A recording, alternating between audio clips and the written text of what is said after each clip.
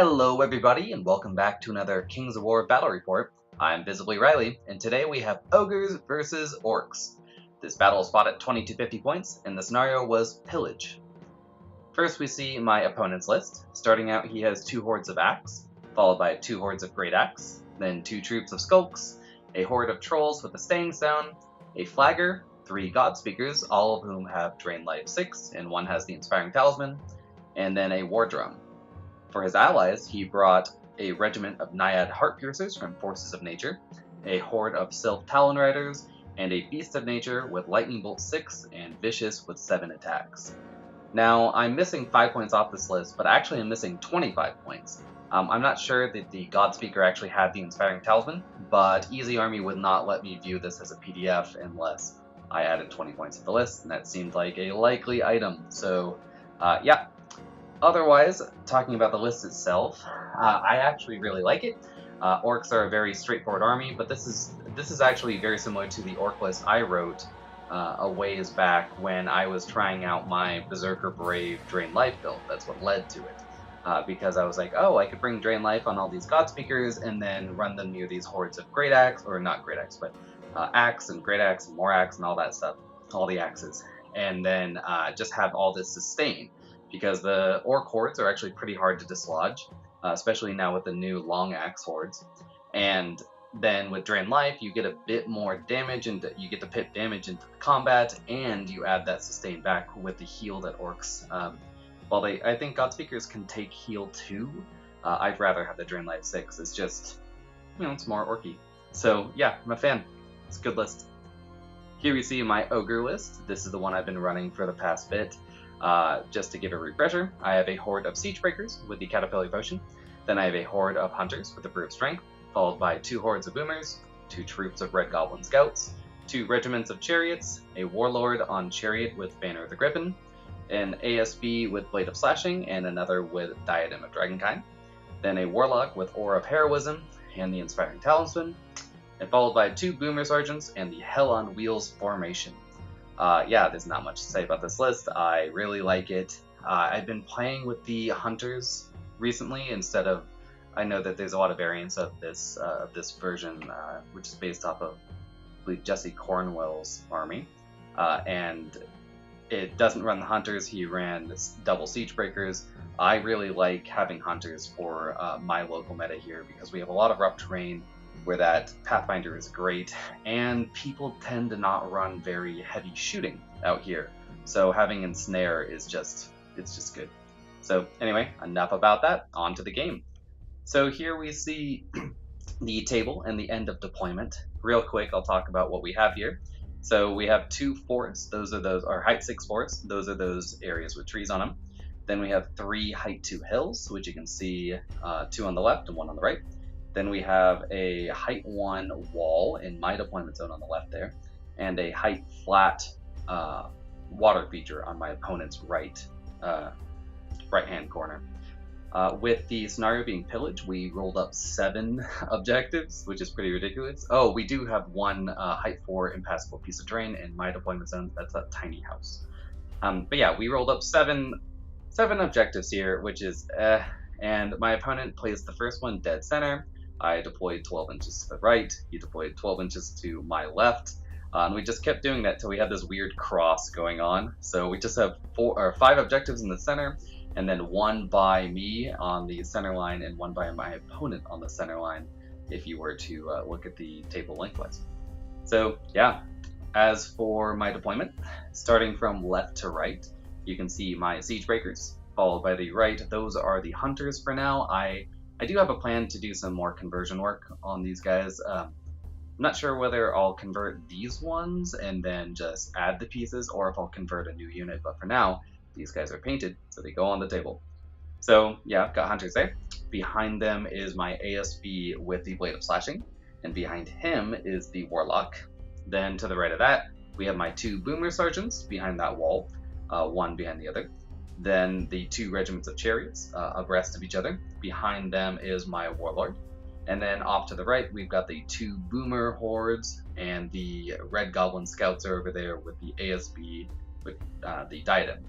Off to the far left is the last unit of Goblin Scouts. And yeah, so the idea here is that my opponent started doing this weird like split flank, right, to go around that forest in the center field.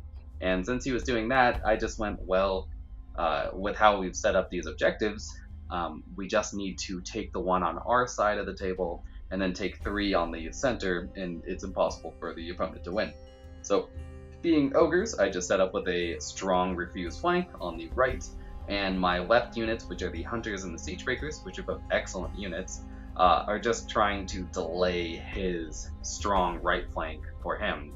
My plan is just to remove his unit strength on the on the left as much as I can before dying, and then shoot down the right and roll over with my both my speed and just higher interdiction units, because the boomers have shots, so they have range 18 versus a charge of 12 for the other units, and then I have the chariots over there who obviously charge 16.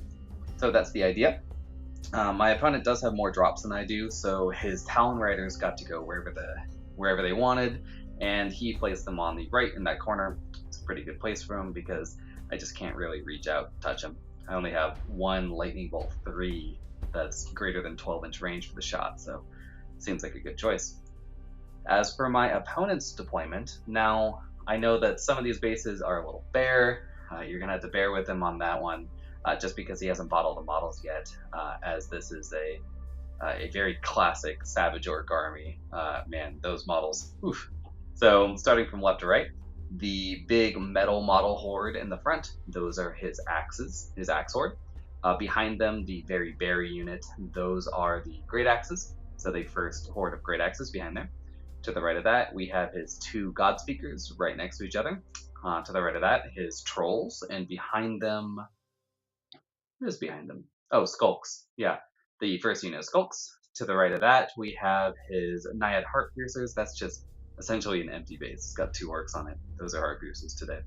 To the right of that, we've got some skulks. To the right of that, his dinosaur with Savage Orc on it. That is his Beast of Nature. I actually think it's pretty cool. To the right of that, we see the second Axe Horde, and behind them, the second Great Axe Horde. And finally, to the right of that, we've got the third God Speaker and the Talon Riders. Now, his ASB, I think, is somewhere on the left, I believe, along with the drum, but I can't really point them out right now. It's sort of a sea of nonsense. So, yeah, there's definitely a drum model and a standard model for those, but they're somewhere on the left. And as for his deployment, I think it's okay. I think it's hard with that forest in the middle to deploy the way that this orc army probably wants to, which is just a big bunch, right? Like really just get a nice brick, move up the field, take the center, and win. So yeah, I think he's just having a tough time of it with that forest in the center, especially as I have 2 Pathfinder units, and then I have the Cav units, which granted they don't have Pathfinder, but they are 3+ melee, so yeah. Yeah, anyway, I think that his deployment's fine. It's hard to utilize those God Speakers though, so I think it's wise that he put the 2 on my left instead of on the right, as he'll just better be able to dominate that flank that way. And here we see the end of Vanguard, so both the skulks move forward, one moves into the woods in the center, it's a great place for him, and the other one's just sort of get in the way of the trolls, which is solid. I don't have a lot of ability, again, to reach out and touch things, so getting in front of his trolls seems like a good bet. And turn 1. So my opponent wins the roll for turn 1 and does what orcs do, so they pretty much just all run forward. His skulks do not move, which means that his trolls are a little bottlenecked, but that's not a bad idea, as the trolls can be an excellent second wave unit, given his overall horde strategy here. And yeah, otherwise, he's keeping out of range of my chariots, making sure I can't get into the charge there, but just getting his guns into range, as he has actually a fair amount of shooting for orcs. As those Talon Riders, right, that's I think 18 bow shots, and then he has the Lightning Bolt 6 from the Beast. He has 2 Skulks who I think have 8 attacks each, something like that. And yeah, that's a fair amount of shooting on top of the 3 God Speakers with Fireball and Drain Life, respectively. So yeah, solid. With his shooting, he ends up shooting everything into my rightmost goblins and poofs them, so they're gone. And that's it. So Ogre turn 1. So we just sort of advance again. Ogres versus Orcs, it's mostly just staring at each other and playing chicken to the center of the table. So I move forward. I move mildly pensively just to make sure that I don't get charged by these Orcs, as I out-threat them with everything except for my siege breakers. So the idea here is just to take the center of the field, hang back a little bit as I can allow him to have it, and then just take the charges that I want, so I can get that alpha off. So yeah, I can't get on the right flank. I can't get any shots as he didn't move close enough. But I do hold back a little bit just to make sure that I'm not 50% on that hill on the right, with my boomers that are in shot and the chariots, because they are making it so if the sylphs want to stay over there, if the town riders want to stay over there, I'm going to have cover against that. And if the beast wants to shoot at the boomers, right, I'm going to have cover against that too. So yeah, it's just an idea to grant cover. Unfortunately, I lost my chaff on the right flank, so just mildly unfortunate. On the left flank, you can't see them as they're slightly out of frame, but my the red goblin scouts on the left there, which I assure you are there, have just run a full 20 up the field and turned around. So yep, just staring at the orcs over there. And we move on to turn 2.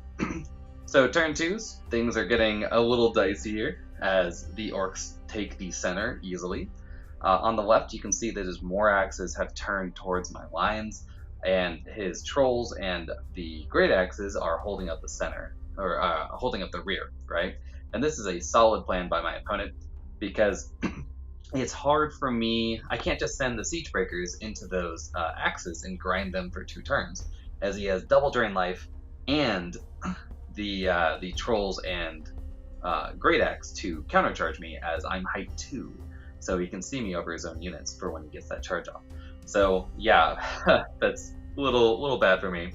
On the right-hand side, my opponent wisely decides to not move forward. There's no reason for him to, and he's just doing a bit of a collapsing flank. It's not quite as effective as it would be with a more mobile army, but it's still very effective against me, as he's trying to use the timer against me, because we're both on a timer to clear our respective strong flanks, right, to move back to the center and help support our weak flank. But he has the initiative as he got to run forward. So with his shooting, it's pretty good this turn, with just the skulks and the heart piercers, who I'd forgotten about because they're just 2 savage orcs on a random base, but happens. The skulks and the heart piercers put 6 wounds onto my hunters, and they were sitting on 2 from the turn before. So they're sitting on 8 wounds, and during my turn, I had managed to cast Aura of Heroism, but I only succeeded with 1. So my rallying on the left flank is only +1 to my nerve value, so that's a little dicey. On the left, you can see his Godspeaker right behind that Morax, or not Morax, Axe Horde, and it's staring at the still off-screen Red Goblin Scouts, just getting a fireball into them, hoping to get them off the table, because otherwise they have a pretty juicy rear charge into his Axe Horde. So yep, that's the idea there. And on the right-hand side, again, the Silk Riders just decide to stay back. No matter where they're going to shoot, unless they shoot my leftmost chariots, I'm going to have cover. So he opts to shoot them into the chariots on the hill, the ones that I would have cover against, and manages to get a couple wounds through, and then sends the beast as well with his lightning bolt there, and actually does pretty well. My opponent's shooting surprisingly good.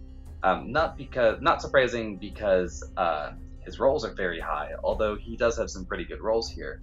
It's just really surprising to be under this amount of range pressure from an orc army. But, that's what allies do. Right here, yeah, you can see after getting those 8 wounds on me, he rolls pretty well for the nerve here, and just pops my my horde of hunters right off the table, turn 2. So I am down 2 units right now, 1 horde of hunters and 1 troop of red goblin scouts. So not looking great for me. And that is the end of orc turn 2. So Yeah, you can see it did a fair amount of damage to my. Oh, I guess he did shoot at the guys that I don't have covered. But yeah, he does 6 wounds to the chariots on the left, and then a couple of wounds to my um, what are they? The boomers that are slightly off the hill, with that 5 next to them in the bottom right corner, with his Beast of Nature. Neither of them get wavered due to the fact that I've got Rally 2 right there. I mean, that chariot regiment is a 16-18, which is just insane. So good. But anyway, moving forward to Ogre turn 2. So here's where the charges begin. I decide, if we walk a picture back, you can see here that I've got the 2 hordes of chariots. I can charge into his axe horde on the right there, but I think I'd rather just shoot at it. And to do that in the most effective way possible, I need to charge with that left chariot horde. I decide that the left chariot horde would be even better off with the right chariot horde also moving in there, just to help protect its flank. So I just send them both in and move my boomers forward to get range on his axe horde. Unfortunately, my ASB with the diadem is slightly out of range to shoot, which, yeah, it happens. I move my warlord to just centrally add his rally and inspire, and I move my 2 boomer sergeants over to help with the left flank, just to clear out those more central units like the trolls and the skulks. One of the boomer sergeants runs because the idea here is I need someone to cast Aura of Heroism onto, and it might as well be him. So yeah, just getting that bubble of rally as well as I can. You can see I had sent my ASB with the Blade of Slashing into his skulks. The whole plan with that is because on the left I get my siege breakers into the front, and you can just barely make them out. The Red Goblin Scout wolves for now, because again I'm not going to touch the riders until they're painted. So yeah, they get a rear charge into that axe horde, and it's pretty good for me there, as he failed with his fireball. He did like 1 or 2 wounds and then failed the 9/11 nerve. So it's pretty good for me just because, 1, they block up the great axe horde in the back from being able to charge the siege breakers. 2, they get to charge with the siege breakers and hopefully just kill the axe horde. And 3, the ASB that charged into those skulks is blocking off his trolls from being able to charge the siege breakers as well. So yeah, it's just me trying to cover my bases and make sure that the siege breakers don't befall the same fate that the hunters did, which is not being able to really leverage their power before going down. So that's the idea. And here we see that the boomers, yeah, they roll. I believe they each do 7 wounds to the axe horde, which is pretty good, and they wipe it off the table as there is no rally or inspiring on the right flank there. So they're merely a 20-22 horde. So yeah, just pop them right immediately. These skulks, yeah, they do not take 2 regiments of ogre chariots very well, and I turn them like this to make sure that there are no flank charges. So if he wants to send his heart piercers in, it will be a front charge. Same thing with the trolls that are off frame to the left, and there's just a little slice of forest there to make it so if the trolls want to charge, it is a hindered charge. On the right, the unmolested chariots just turn to take the Beast of Nature and Great Axe Horde to the face, if he chooses to charge there. And over here, yeah, the siege breakers and dogs just remove that Great Axe Horde. The siege breakers rolled so hot. I think they only missed like 3 times, so they end up doing like 12 or 13 wounds in total, and then the dogs chip in a few, and we easily remove that axe horde. And now you can see that he can't fit with how I've decided to place these siege breakers. He can't fit the Great Axe Horde into me. He has to kill those dogs, and I choose to just not do anything with the dogs because they're already blocking. There's no reason to try and do something better and fuck it up. So I just leave them there. I do 3 wounds to the skulks here, so that's great, but they have a drum, so they are an 11-13, and I roll a 10 initially, but then I roll like a 6 or something like that, and they're not even wavered, so unfortunate. And here is the end of turn 2 for the ogres. Now, an important thing to note is that the trolls there, it looks like they might be able to squeeze past if he moves the Great Axe and the Skulks into a charge, squeeze past and get into the Siege Breakers, but with how I have placed them, when he gets past these Skulks, when they countercharge into my ASB, there's no line without him taking the Nimble item to be able to charge the Siege Breakers in the front. So he'll just have to sit there and take it. I mean, he could charge the chariots, but shh. Turn 3. So turn 3, Orcs. Yeah, like I said, on the left there, the Great Axe go into the rear of my dogs. Goodbye, doggies. The Trolls just turn around to, again, trap my Siege Breakers.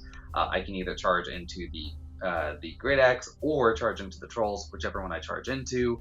The other one can offer its support. So, yeah, I mean, it's what it is. The Skulks go into my ASB, looking for a little bit of revenge. The other things just sort of take the center. He has his drum just get in the way of my chariots. I'm sure he plans to shoot them as well, because they already have 6 wounds on them, and they currently are not inspired and only have +1 for their rally, because I am not great at placing my Warlock. So, yeah, they do have +1 rally, so they are a 15-17, I believe, but they're on 6 wounds. So, just planning to shoot them and block them with the drum if they don't die. On the right-hand chariots, yeah, they eat a Great Axe horde to the front. That's not what they want, but it's what happens. And the beast just backs up, likely to get some shots onto my wounded boomers, trying to remove them as they're sitting on 5. And they've got some Talon Riders staring at them as well. Yep, showing off this charge, and I don't know why I took a picture of these trolls. I thought they charged, I guess. And the Skulks. So, oh, and his trolls, I ended up shooting with a Boomer Sergeant last turn, which is why they have 2 wounds, and they regen none of them, so they're still sitting on 2. And that one. So at the end of shooting, his Talon Riders I don't think actually do that well, but the beast wounds me with like 6 lightning bolts or some ridiculous amount. I mean, it only has 6 lightning bolts, but at the end of the combat here, I'm sitting on 14 wounds. I am a 17-19, so he needs a 5 to kill me. But unfortunately for me, he easily gets it and wipes those screamers out. Over here, we can see, yeah, this is the rear charge on the dogs. We don't even roll it out because we were not playing on clock. So I think Great Axe had 25 attacks each with Crush 2 and a hit on a 3. We're not rolling that. So 75 attacks, roll that double 1, doesn't get it, the dogs are gone. And here, with his shooting, he does 2 wounds to my chariots, which is pretty poor, but then rolls enough to waver him. So, I mean, he rolls it perfectly too. He rolls that 7. You can actually see it right there. And that's just my mistake. I should have had my Warlord closer to give the rally to, because he would have failed then, and I would have been ready to charge that drum. But instead, there's this. Over here, I take 7 wounds, and again, he gets the waiver. And these guys do have the rally too, so they are a, what is that, 16, 18? So he must have rolled an 11. So, oof, unfortunate, but it happens. I get wavered. And here he does 2 wounds to my ASB, but doesn't get the waiver. So yes, nice. I'm gonna show those Skulks who's boss. Here is Ogre turn 3. So I know I just said I was gonna show those Skulks who's boss, but I choose to not do that because I see something I can do that's a bit sneakier. I take my ASB and I just nimble him to the left and I run at his Great Axe Horde, staying 1 inch away. And then I charge with my Siege Breakers into his Trolls. The idea here is that the Trolls are sitting on 2 wounds. My Siege Breakers have 18 attacks, so on average they get 12 hits. They do 10-ish wounds, and then they have Brutal, so it'll be a 13, and then he is a 15, 17? So I will need a 4 to break him, assuming I kill his drum. So that is what the shooting is for, obviously. But I don't like those odds, as it could happen where I fail. So instead, I just move my ASB over there to block up the Great Axe Horde from being able to get into my Siege Breakers. Now, the next idea is that I need to have my Boomer Sergeants move forward and shoot down his drum, because obviously I do not want him to have that drum. So I have 16 shots there, and then if it fails, I have my Warlock in the back with a lightning bolt to lend its 3 shots. Now, when I say this, because that was the plan going into it, and then I immediately moved my Warlock in a place where he cannot see the drum, so, and is not inspiring anything. So yeah, like I said, I did not do the best job of placing my Warlock this game, but nah. On the right-hand flank, we see some actual combat where my remaining Boomer Horde and the Warlord on Chariot go into the Great Axe Horde. I get into the front with the Chariot and the side with the Boomers because he only wavered me. So that's great. And I move forward with my ASB with the Diadem to get a breath attack into his wizard over there. So yeah, that's the idea. And yep, just showing off the charges. And here is the combat. So with shooting, I end up clearing the drum. Thankfully, I did not need the lightning bolt. But unfortunately, when I shot that lightning bolt, I shot it into the skulks because they were already sitting on 3 wounds, and I got a wound through and again failed to waver them, so the skulks are operational. But my siege breakers do kill off these trolls easily. Again, they are just rolling insanely well. And just remove those trolls and turn a little bit to make it so his Great Axe Horde cannot just pivot and touch me and then slide down. The ASB will block. On the right hand side, you can see that my Warlord and Boomers easily deal with that Great Axe Horde. I mean, Boomers on the side, it's, was it 36 dex? So yeah, it wasn't pretty for them at a mere 20-22 nerve, and they easily get rid of them. But my ASB with the Diadem, he only hits with 1 shot. He wounds with it, but those God Speakers are only 10-12s, and I've got 10 breath attacks. It's just, I just want this pit damage through, but yeah, he doesn't hit with it. It's fine. And that is the end of the turn. We move forward to turn 4. So turn 4 for the Orcs here.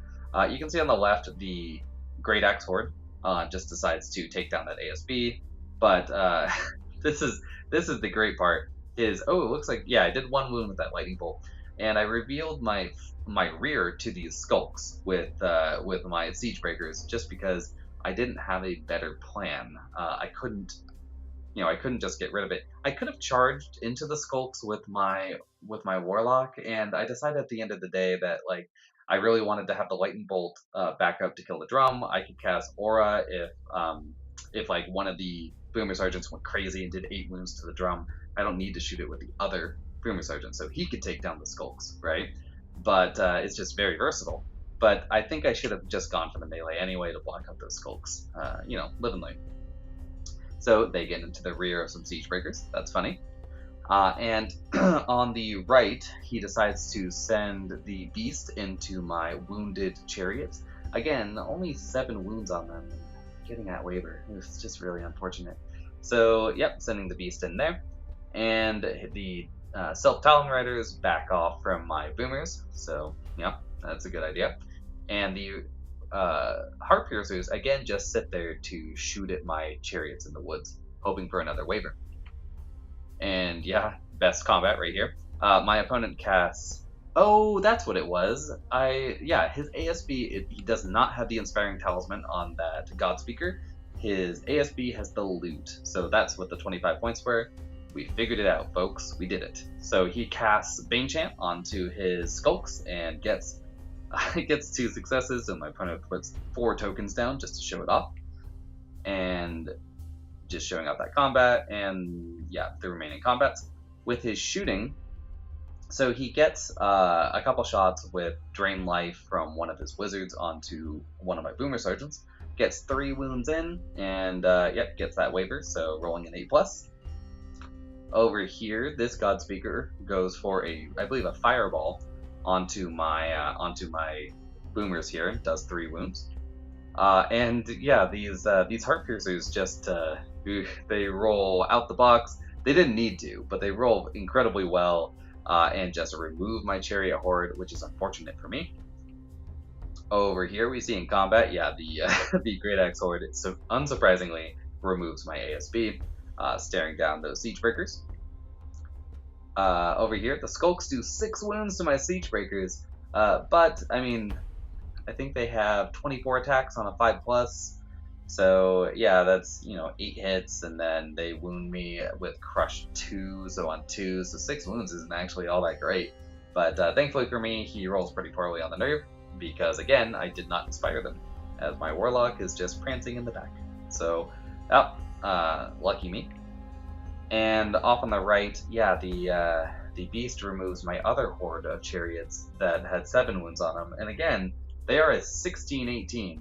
So they're not the easiest to take down. He does 5 wounds to me with his 7 attacks, though, and yeah, just pops them. So that's unfortunate.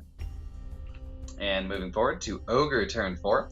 So on Ogre turn 4, I take my Boomers and the ASB, and I just roll over to his Sylph Riders to get rid of them. I realized that I can get rear charged by his Beast of Nature, so I send my Warlord on Chariot in. I thought that the Beast of Nature had Nimble, just because I'm really not used to Beast of Nature not having flight. So in retrospect, I should have just taken my Warlord and plopped it right in front of him. Made it so he had to charge me in the front and couldn't charge into my Boomers. But, retrospect, all that, hindsight.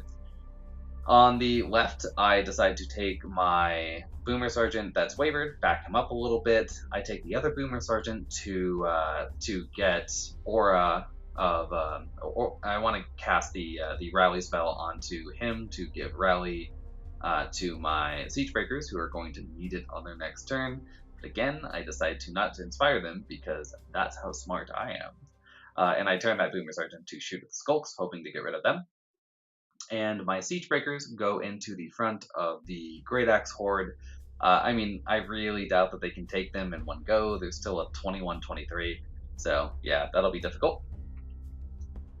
Showing off the combats.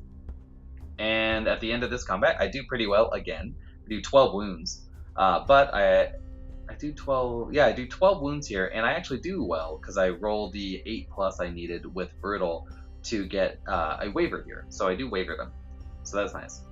On the right-hand side, or right next to them, I do get Aura off and Aura 2, so Rally 2 on the Siege Breakers, and I managed to kill the Skulks. But on the right there, yeah, I only do 3 wounds to the Beast of Nature, and given that it is a 15-17, that means I need an 11 to scare it, and I don't get it.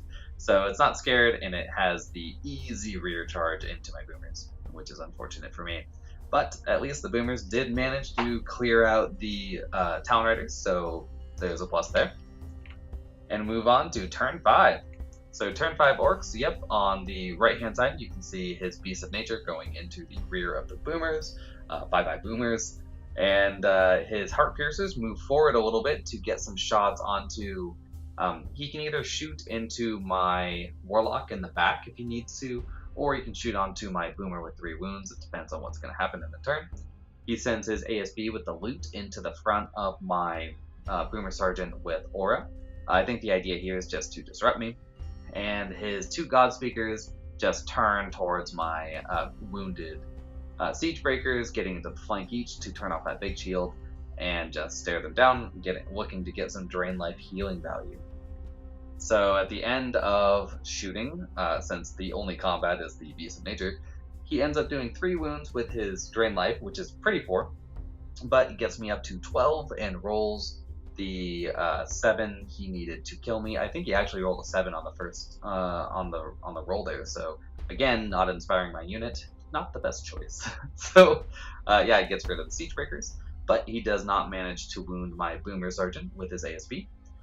His Heart Piercers, again, kill off my Boomer Sergeant that had 3 wounds on him, so, Heart Piercers getting work done. His Beasts of Nature go into the rear of the Boomer and just blow them up, and I think he went for a Fireball onto my Warlord with his Godspeaker there.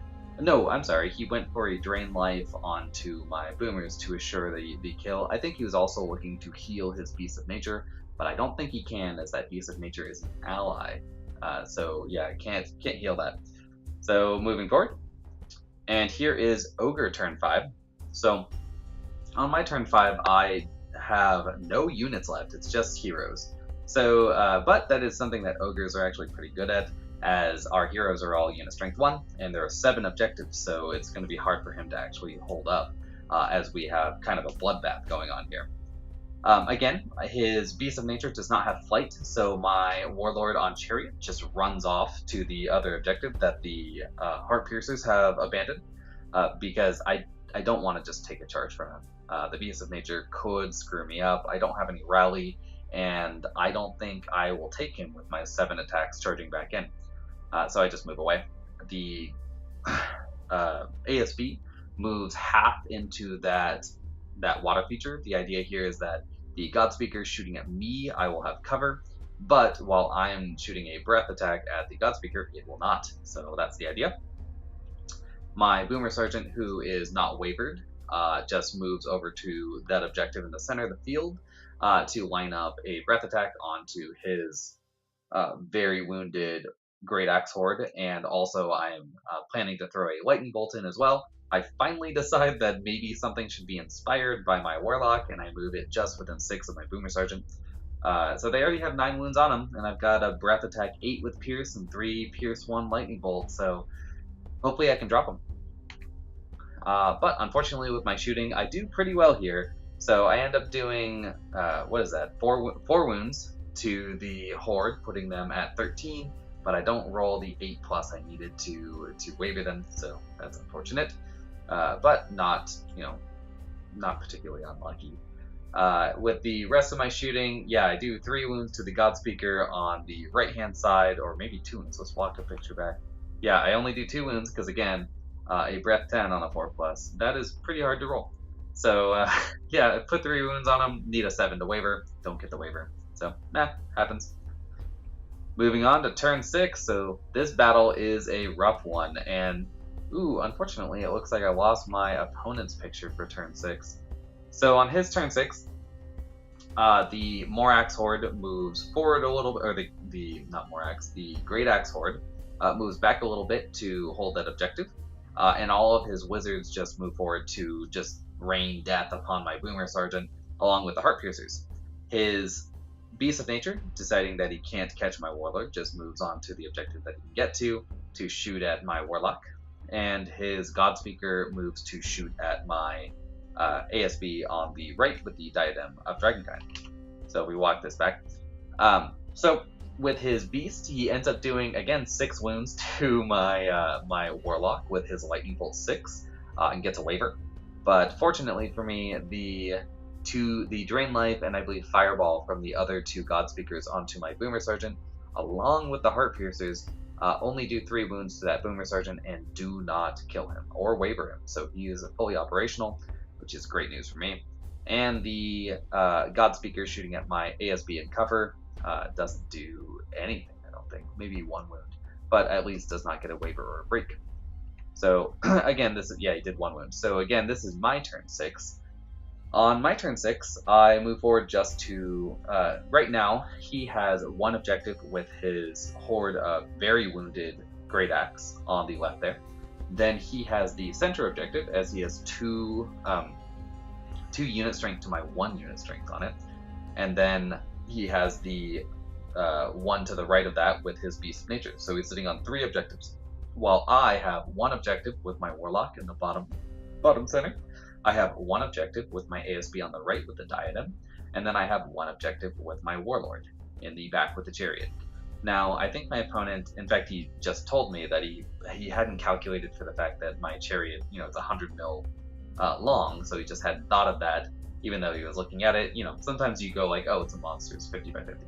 So he didn't think that I could actually hold my objective and rear charge his Heart Piercers. So, but I can.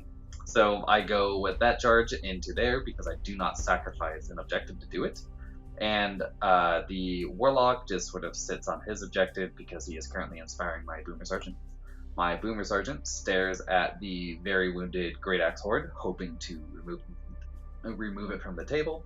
And my ASB with the Diadem decides to take aim and try to kill that dinosaur over there because it is turn 6 and it does have a unit strength on an objective, so why not? Showing off the 1 charge. And at the end of combat, I do 4 wounds to the Great Axe Horde with my breath attack and remove it, thankfully. And my Warlord on Chariot removes the Heart Piercers and then backs at 3 inches back onto his objective.